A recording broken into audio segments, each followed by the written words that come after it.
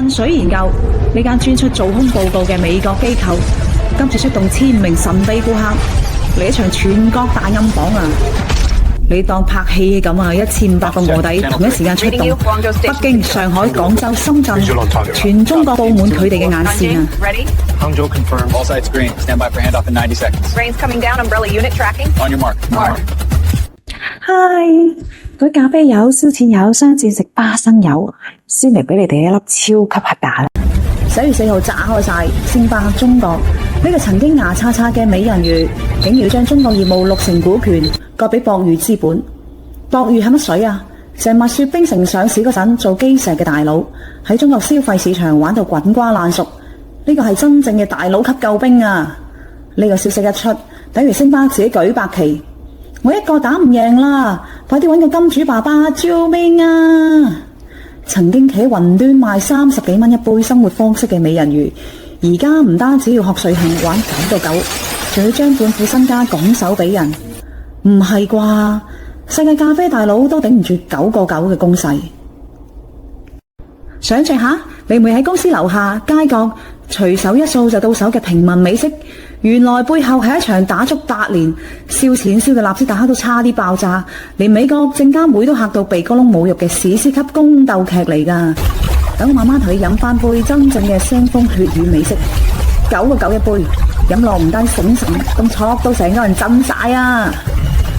俾個 like 同 subscribe 我啦，順便開埋個啷啷。咁我哋就一齊嚟聽下呢個咖啡界嘅權力遊戲啊！先嚟介紹兩大主角，第一位星巴克，呢個喺西雅圖出生嘅美人魚，呢級車嚟喺雨中誕生。佢靠住第三空間呢個 slogan，將杯咖啡賣到30幾蚊，仲俾人覺得自己好有品味嘅。2017年瑞幸誕生嘅時候，星巴克喺中國已經係真皇帝啦，3000間店，市佔率60%。後生仔女約會啊、開會啊，扮晒下第一時間諗起嘅就係佢。店入邊嘅梳化又大又軟 ，BGM 永遠係爵士樂啊 ，WiFi 係快到飛起啊！成日見到打份牛工嘅文青都喺度扮忙碌，飲嘅唔係咖啡，飲嘅係我與眾不同嘅優越感啊！中國 CEO 黃正英日日巡店，推櫻花杯、貓爪杯，排隊排到街口啊！大家都覺得呢隻美人魚會一直食到飽，食到7到80都冇人喐到佢啊！但係喺暗處有人磨緊把刀喎。依家我哋講下對家瑞幸咖啡，呢隻2017年10月喺北京中關村殺出嚟嘅中國小鹿，創辦人陸正堯同 CEO 錢志雅呢對神州租車嘅老拍檔係勁抽得噶。錢志雅戴副眼鏡，寫身好好人，但骨子裏係隻計算精準到恐怖嘅獵人嚟噶。佢哋班人坐喺一齊研究星巴克，研究到癲啊！一眼睇穿星巴克3大死穴：貴、慢、煩。一杯咖啡30幾蚊，要坐10幾分鐘先飲到，仲要自己行入店入邊排隊。喂，後生仔邊有咁多美國人同你癲啊？錢志雅拍台，好啦，我哋就同佢打對台。於是瑞幸咖啡就咁誕生啦，完全唔同你玩第三空間，唔搞舒適大店，唔搞梳化爵士樂，直接玩細細間嘅取貨門店 ，APP 落單2分鐘自取，9個9美式買1送1。錢姐內部開會直接講晒，星巴克賣文化，我們賣便利；星巴克賣生活方式，我們賣時間。嗰陣時，全中國後生仔都俾星巴克呢個雙美美人魚迷到神魂顛倒啊！甘願俾佢唱隻歌仔就乖乖做晒水魚，自動奉上30幾蚊買杯嘢啊！2018年1年之內 ，A 輪大正資本、愉悅資本領頭啊 ，B 輪即刻跟上，總共燒4億美金。呢筆錢全部變成補貼嘅彈藥，灑到年輕人手機彈出嚟嘅都係藍色小鹿啊！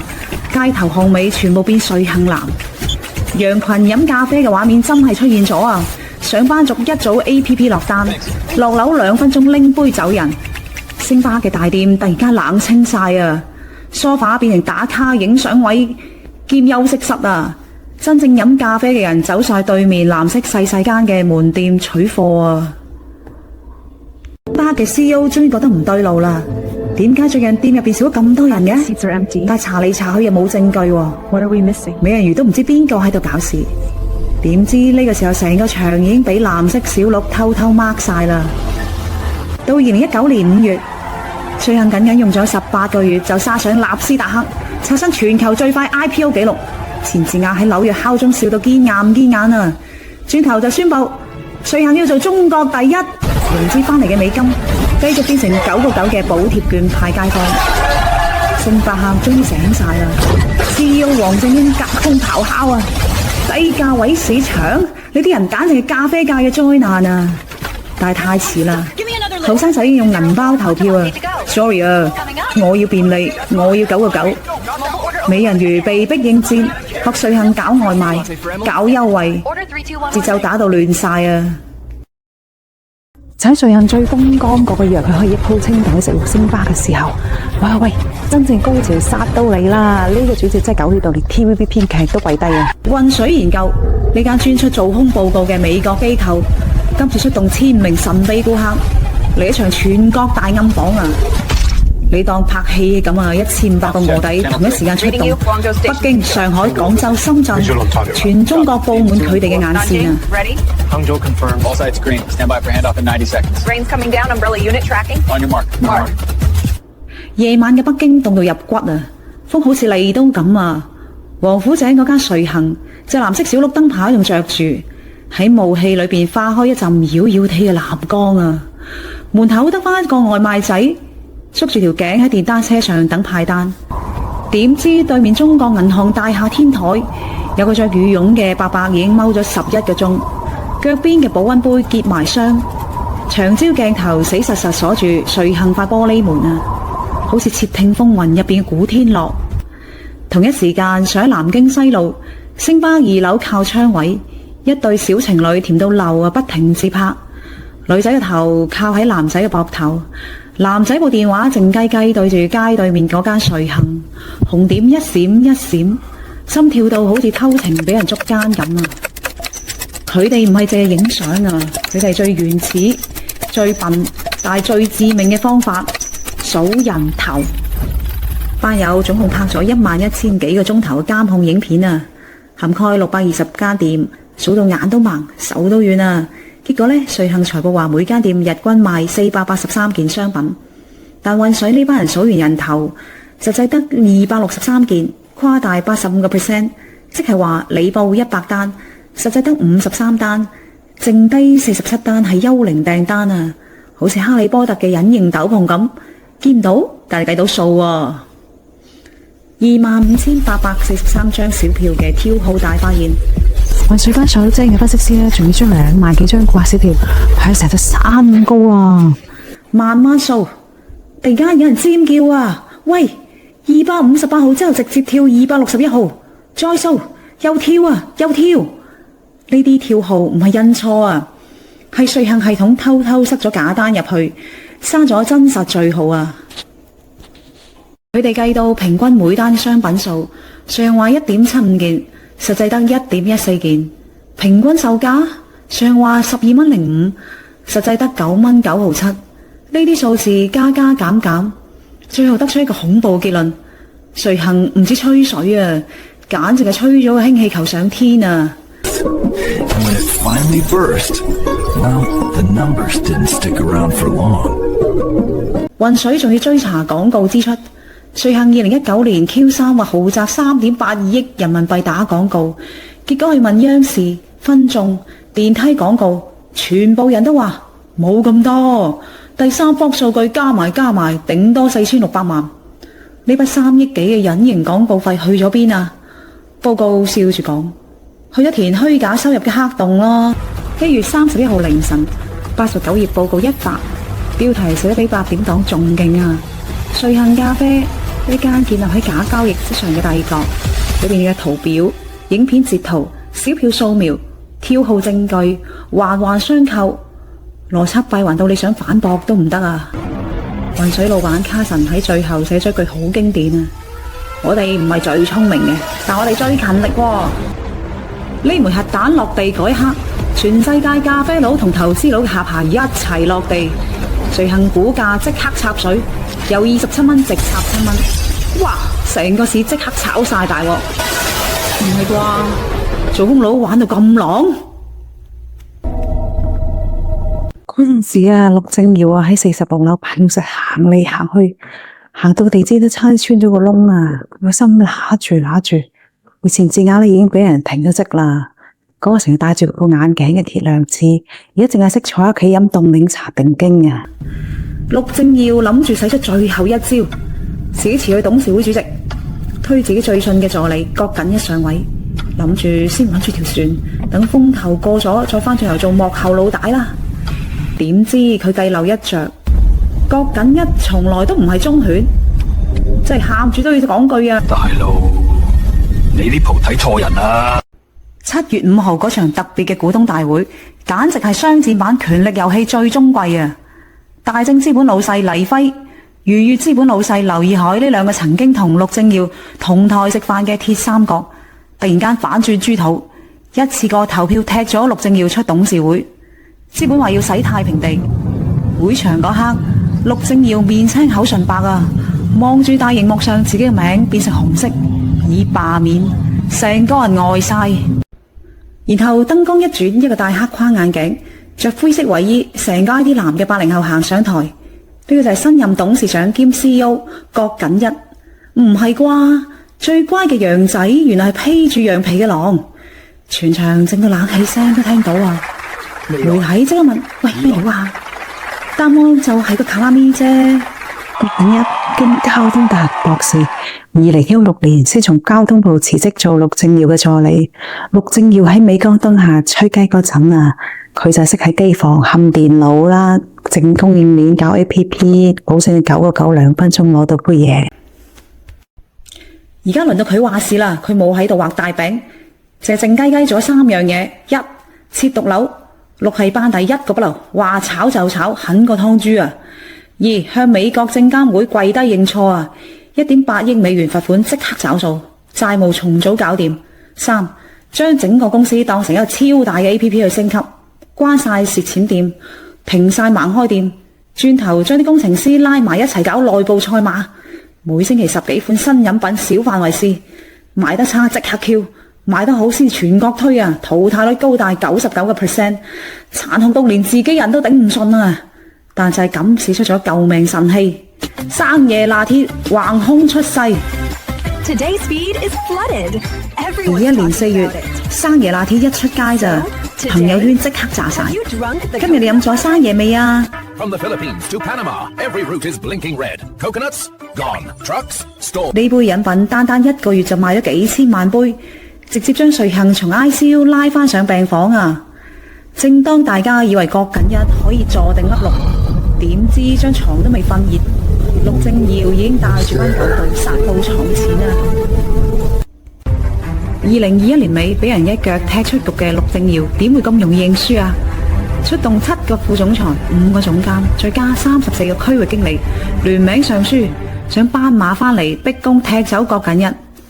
郭瑾一淨係做咗2樣嘢，一封全體員工信講清真相。嗰份聯名信係俾人焗住簽嘅，唔使驚。再借拉調查組，幾日內逼宮集團冚唪唥散檔啊！陸正耀 out。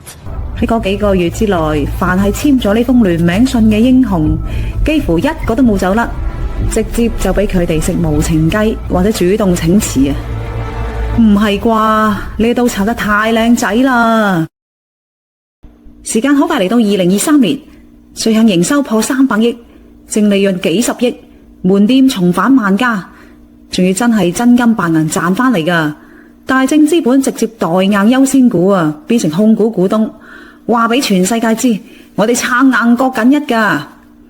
而家你喺街角見到嗰隻藍色小鹿，已經唔再係嗰隻靠燒錢狂奔嘅癲狗啊，而係一隻識賺錢、識自己止血再生嘅打不死啊！你以為瑞幸從此就一帆風順，打大佬打到開行？唔好天真啊喂！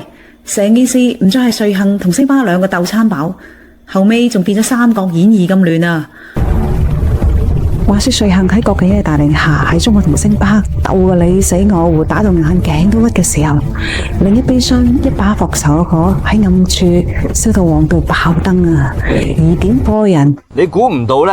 佢正正就係俾人一腳踢出局嘅瑞幸創辦人陸正耀。陸生俾自己一手建立嘅帝國趕出局，佢本字典入邊從來冇低調兩個字。之前開麵館脆小麵、九魚製菜舌尖英雄都撲街撲到面都青啊，佢都冇嗌過救命。真係冇。因為有個女人一直企喺佢後邊，就係錢志雅呢位前瑞幸 CEO， 同陸正耀一齊從神州系打到咖啡界，風光過又一齊跌落神壇。當陸生仲喺度試水溫搞副業嗰陣，錢志雅已經喺屋企暗中畫翻晒張圖，點樣再殺翻咖啡場，點樣最深最痛咁砰砰聲插瑞幸兩刀啊！2022年深秋，陸正耀一個電話 call 齊班人，邊個們翻嚟飲啖咖啡傾下大計啦！幾日之內，神州系瑞幸舊部一班曾經同佢捱過雷仔嘅老鬼，全部集合。陸正耀做大佬，錢志雅做白紙線，復仇者聯盟正式開台啊！佢哋唔單止想搶翻失去嘅江山，仲要同個天鬥大啊！中國咖啡界真正嘅話事人到底係邊個？富力咖啡一出世周身都美，而有錢志雅助陣，復仇即刻升級做精準個頭啊！戰術照抄再升級，999照跟，但錢志雅知瑞幸條供應鏈邊度肥騰騰，邊度薄切切，於是執靚啲配方同份量，成本比瑞幸仲低，激到你眼坦坦，挖角挖到癲啊！錢志雅親自打電話俾舊部，喺瑞幸食咗豉椒炒椒啊，過嚟啦，錢姐照你啊！一班喺各個人手上坐緊冷板凳嘅老臣子即刻過檔啊！模式進化，富迪咖啡朝早就賣咖啡，中午賣飯，晏晝賣小食，夜晚賣酒，變咗全能鋪。錢志雅話呢個概念我喺瑞幸嗰陣已經度好橋噶啦，但陸總嗰時話太早啦，而家先係食糊時機啊！郭緊一曾經係錢志雅下邊嘅馬仔。錢志雅知佢諗乜，知佢驚乜。有次富迪咖啡內部會，錢志雅飲住杯凍啡，慢慢講咗句：郭緊一好叻守門口，但佢冇膽出去搶。佢最驚嘅係亂，我哋就玩大佢。哇！自己有插自己有，真係插到入心口啊！富迪咖啡一殺出嚟，原本瑞幸 VS 星巴克嘅雙紅會，瞬間變成三國演義啊！對瑞幸呢個新王嚟講，富迪係最熟悉嘅敵人；對星巴克呢個外國敵人嚟講，佢哋望住呢班中國人自己人鬼打鬼，得個睇字。你哋班人鬥平鬥到癲，我點跟啊大佬？到依家陸正耀同錢志雅帶住富迪四處開片，999一杯咖啡，甚至曾經低過2個9啊，燒到成個行業窿晒啊！中國咖啡場從來冇謝幕呢支歌仔唱，最攞命嗰個敵人係你以前同台食飯嘅自己友啊！時間嚟到2025年尾啊，場仗嘅結局爆到連華爾街班經紀都跌晒眼鏡啊！